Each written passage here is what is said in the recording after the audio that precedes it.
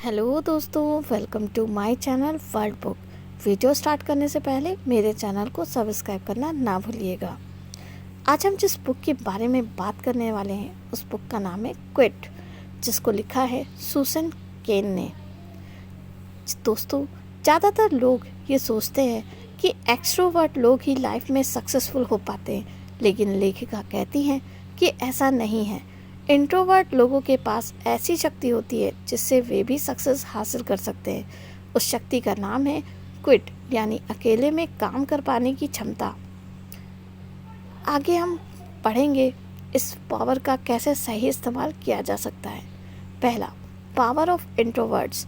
Introverts लोगों के पास ऐसी एबिलिटी और पावर होती है जिनके दम पर वे लाइफ में सक्सेस हासिल कर सकते हैं। इंट्रोवर्ट लोग बहुत ही ज़्यादा सेंसिटिव होते हैं। वे अपने आसपास की छोटी से छोटी इन्फॉर्मेशन को भी एब्जॉर्ब कर लेते हैं और उसे बहुत ही गहराई से एनालाइज करते हैं। जैसे एक इंट्रोवर्ट एक पेंटिंग के आगे 10 मिनट तक खड़ा होकर उसकी तरह तरह की डिटेल्स ढूंढ सकता है, लेकिन एक एक्सट्रोवर्ट के लिए सोचना भी एक हॉरिफिक एक्सपीरियंस की तरह है। लेकिन बहुत ज़्यादा सोच विचार करने से इंट्रोवर्ट जल्दी डिसीजन नहीं ले पाते, लेकिन जब लेते हैं तो वह एक बेहतरीन फैसला साबित होता है। दूसरा, स्मॉल टॉक। इसी तरह से इंट्रोवर्ट लोगों को स्मॉल टॉक पसंद नहीं आती। जब दूसरे उन्हें यह बताते हैं कि कल उन्होंने क्या खाया या उनके यहाँ कौन मेहमान आया, तो उन्हें इस बात में कोई गहराई नज़र नहीं आती। इसके बजाय वे किसी फिलॉसफी या इथिक्स आदि पर चर्चा करना ज़्यादा पसंद करेंगे।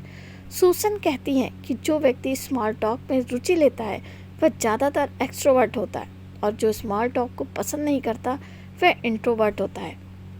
तीसरा, introvert can be good leaders. लेखिका कहती हैं कि वेस्टर्न कल्चर में लोग सोचते हैं कि एक्सट्रोवर्ट ज़्यादा कॉन्फिडेंट और ज़्यादा कॉम्पिटेंट होते हैं, लेकिन ये ज़रूरी नहीं है कि एक कॉन्फिडेंट स्पीकर एक बहुत अच्छा लीडर भी बन जाए। लेकिन जब कोई एक्सट्रोवर्ट दूसरों से बहुत खुल मिलकर बात करता है तो दूसरों को लगता है कि वह उनकी बहुत सहायता करेगा, इसलिए उसे लीडर मान लेते हैं। इसके विपरीत कोई इंट्रोवर्ट एक कोने में बैठकर चुपचाप अपना काम कर रहा होता है तो कोई भी उसके पास नहीं जाना चाहेगा। बहुत सारे लोग तो उसे वियर्डो या घमंडी भी मान सकते हैं, लेकिन हकीकत में हो सकता है कि वह बहुत ज़्यादा नॉलेज रखता हो, जिसके दम पर वह समाज की प्रॉब्लम्स और आइडेंटिफाई करके उनके लिए उचित पॉलिसीज़ बना सकता है। और वास्तव में अच्छा लीडर तो वही होता है जो अच्छी पॉलिसीज़ बनाए, ना कि सिर्फ लोगों से घुल मिलकर झूठे वायदे करें।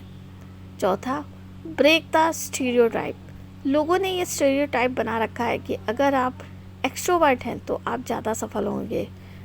हार्वर्ड यूनिवर्सिटी की अपनी ग्रेजुएट स्टूडेंट्स को एक्सट्रोवर्ट बनाने की तरफ ध्यान देती है। वे उनके लिए ग्रुप वर्क, सेमिनार, प्रेजेंटेशन आदि के जरिए उनमें एक्सट्रोवर्जन का ट्रेड डालना चाहती है, लेकिन ये सब इंट्रोवर्ट स्टूडेंट्स को बिल्कुल भी पसंद नहीं आता। उन्हें ये सब डिस्ट्रैक्टिंग और इंटरफेयरिंग लगता है। इसके बजाय वे क्विट में बैठकर ज़्यादा सोचते पसंद करते हैं। इसके विपरीत अगर आप जापान में जाएं तो वहाँ पर ये सब नहीं है। वहाँ पर स्टूडेंट्स चुपचाप पढ़ाई करते हैं और अपने नोट्स बनाते हैं। बिना पूछे वे किसी से बात करना पसंद नहीं करते। वहाँ पर कोई किसी को एक्सट्रोवर्ट बनने के लिए फोर्स नहीं करता, लेकिन इसके बावजूद जापान के लोग बेहद प्रतिभाशाली हैं और जापान एक महाशक्ति है। ये सब उन्होंने क्विट की शक्ति से हासिल किया। पांचवा, कंपनी कल्चर। लेखिका कहती हैं कि कंपनीज़ को ऐसा कल्चर बनाना चाहिए जहाँ पर इंट्रोवर्ट लोग भी अपना कंट्रीब्यूशन दे सकें। ज़्यादातर ऑफिस में meetings, brainstorming session, presentation, workshops and seminar events आदि रखे जाते हैं। ये सब एक्सट्रोवर्ट लोगों को ही बहुत पसंद आता है, लेकिन इंट्रोवर्ट लोगों को यह केवल वेस्ट ऑफ टाइम लगता है। वे किसी भी टॉपिक पर चर्चा करने के बजाय उसमें जुटकर काम करना ज़्यादा प्रेफर करते हैं। कुछ लोग मीटिंग में बेसिर पैर की बात करते हैं और कुछ हंसी मजाक में भी मीटिंग को लंबा खींच देते हैं। इंट्रोवर्ट को ये भी अच्छा नहीं लगता। 6, विजिबिलिटी। विजिबिलिटी अंतर्मुखी लोगों के लिए बहुत बड़ा चैलेंज है।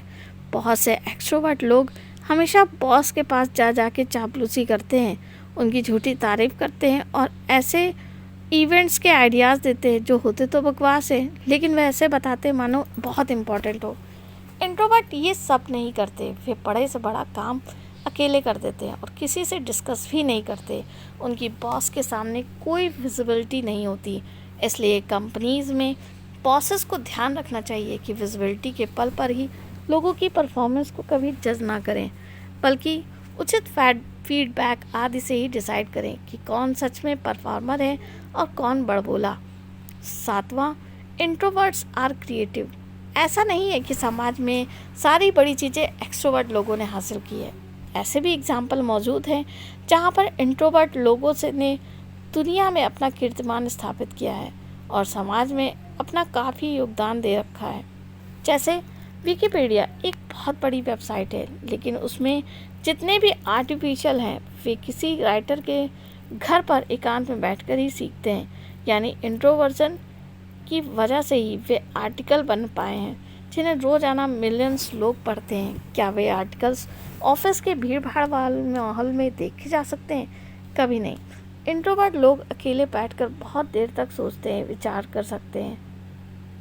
ये उनकी पावर होती है और राइटिंग के लिए तो ये ट्रेट बहुत ही ज़रूरी है। अगर आप एक जगह टिक कर बैठ सकें और घंटों तक सोच विचार करें, तभी तो अच्छे आर्टिकल्स, नॉवेल्स, ब्लॉग्स आदि सीख सकते हैं। एक एक्सट्रोवर्ट ये सब नहीं कर सकता। वह एक जगह बैठने के बजाय दूसरे लोगों के साथ गपशप, हंसी मजाक आदि करने में ज़्यादा दिलचस्पी रखता है। अगर उसे अकेला बैठना पड़ जाए तो वह बहुत ही बोरियत का अनुभव करता है। इसलिए कुछ भी क्रिएटिव करना हो, वहाँ पर इंट्रोवर्ट का ये पर्सनल ट्रेट बहुत ही काम का सिद्ध होता है। इस ट्रेट के जरिए बहुत ही महान कार्य कर सकते हैं। लेखिका J.K. रॉलिंग्स ने हैरी पॉटर जैसे इतने बड़ा नॉवल अकेले बैठकर ही लिख डाला था। इसलिए कंपनीज़ को चाहिए कि अपने यहाँ इंट्रोवर्ट लोगों को भी एडजस्ट करने की कोशिश करें। उन पर बेसिर पैर के मीटिंग, सेमिनार, इवेंट्स आदि ना थोपें। अगर वे इन कार्यों में इन्वॉल्व नहीं होते हैं तो उन्हें इसके लिए क्रिटिसाइज़ ना करें, बल्कि उनकी गहराई से सोच विचार करने और सोचने समझने की शक्ति का इस्तेमाल करें। जैसे वे प्रोजेक्ट की प्रॉब्लम्स को अच्छे से एनालाइज करके एक स्ट्रैटेजी आपको दे सकते हैं या बहुत अच्छी प्रेजेंटेशन बना सकते हैं। इस सब के लिए उन्हें अकेले में टाइम चाहिए, ना कि इवेंट्स या मीटिंग आदि का हो हल्ला। 8वां है, इंट्रोवर्ट आर नॉट अलोन। लेखिका कहती है कि अगर आप इंट्रोवर्ट हैं तो ये मत सोचिए कि आप अकेले हैं। सोसाइटी में बहुत से लोग इंट्रोवर्टर होते हैं और उनके अपने यूनिक ट्रेट्स और योग्यताएं होती हैं। अपने यूनिक टैलेंट की पहचान कीजिए और उसी के आधार पर ही कोई प्रोफेशन या जॉब चुनिए। इससे आपको जॉब सेटिस्फेक्शन मिल पाएगा। आप लाइफ में हमेशा खुश रह पाएंगे। एम्बिवर्ट। सूसन केन कहती हैं कि हर इंट्रोवर्ट को कोशिश करनी चाहिए कि वह एम्बिवर्ट बनने की कोशिश करे, यानी अपने अंदर थोड़े बहुत एक्सट्रोवर्ट के गुण लाए। हमेशा मीटिंग और सेमिनार आदि को क्रिटिसाइज़ ना करके उसमें भाग ले और उसमें जो ज़रूरी बातें हैं उन्हें नोट कर ले। जो चीज़ें बाकियों को पसंद नहीं है उन्हें ना बोले, केवल उनको आराम से सजेशन दे दे।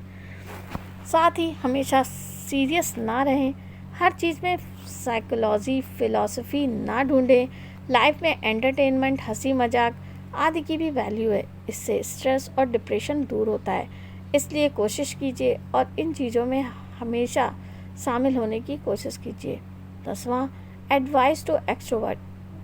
इसके बाद लेखिका एक्सट्रोवर्ट लोगों को भी कुछ एडवाइस देती हैं और कहती हैं कि वे इंट्रोवर्ट लोगों की मानसिकता को समझें, उन्हें गलत ना समझें, उनके इस नेचर के लिए जज ना करें, उन्हें वियर्डो, सनकी आदि कहकर ना बुलाएं। इंट्रोवर्ट लोग अपने भीतर की दुनिया में ज़्यादा रहना पसंद करते हैं। उन्हें गहन सोच विचार करने की आदत होती है। वे बाहर के लोगों की तरफ ज़्यादा ध्यान नहीं देते हैं। जो चीज़ एक्सट्रोवर्ट को पसंद आती है वे उन्हें पसंद नहीं करते। लेकिन ये भी तो ज़रूरी नहीं है कि हर आदमी हमसे एग्री करे और जो हमें पसंद है उसे भी पसंद आए।